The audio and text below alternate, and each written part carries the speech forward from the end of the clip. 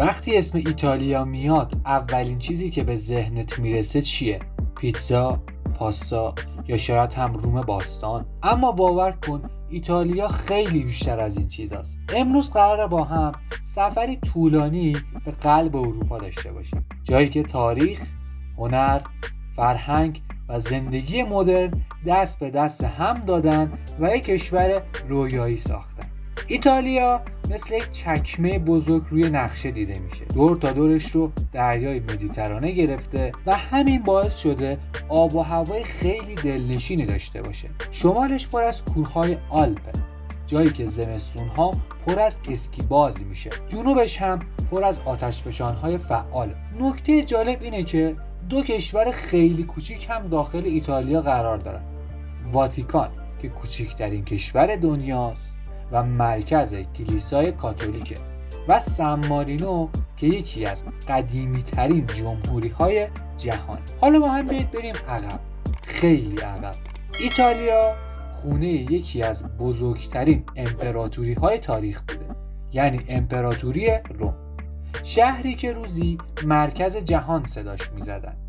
جاده ها، قوانین، ارتش و حتی تقویمی که امروز استفاده می کنیم بخش زیادیشون رو از روم باستان الهام گرفتن.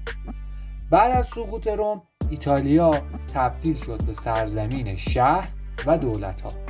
هر شهری برای خودش یک حکومت داشت. فلورانس، ونیز، میلان، هر کدوم قدرت و شکوه خاص خودشون رو داشتن. و بعد رسیدیم به عصر رنسانس. اینجا بود که ایتالیا قلب تپنده هنر و علم دنیا شد. لئوناردو داوینچی با نقاشی ها و اختراعاتش همه رو شگفت زده کرد.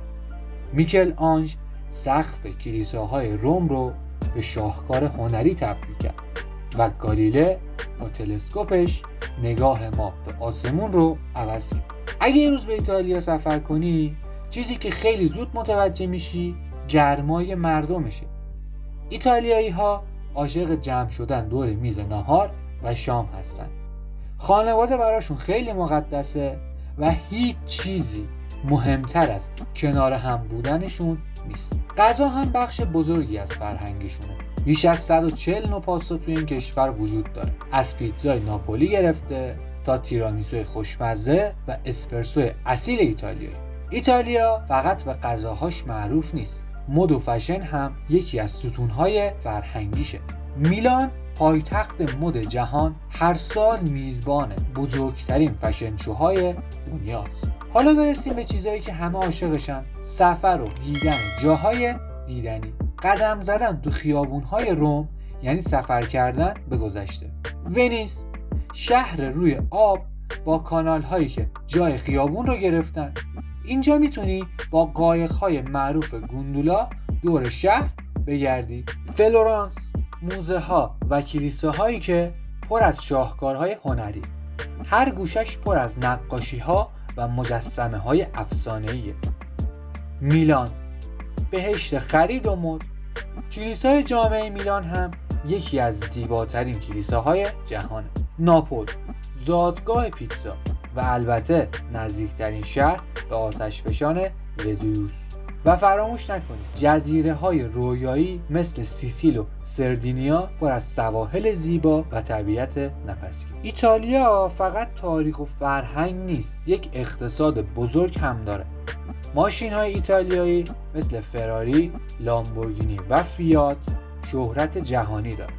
صنعت مد، توریسم و حتی کشاورزی هم ستونهای اصلی اقتصاد این کشوره. ایتالیا بیشترین میراث جهانی یونسکو رو توی دنیا داره، بیش از 50 مورد.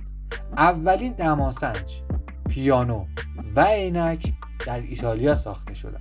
جشنواره‌های معروف مثل کارناوال ونیز با ماسک‌های رنگارنگش یکی از خاص‌ترین مراسم‌های دنیا. جالبه بدونی که تو ایتالیا بیشتر از 300 نوع هم پنیر تولید میشه.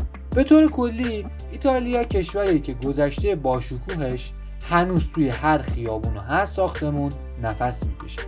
جایی که هنر و تاریخ با زندگی مدرن گره خوردن. از غذاهای بی‌نظیر و فرهنگ گرم مردمش گرفته تا طبیعت شگفت‌انگیز و فوتبال پرشورش.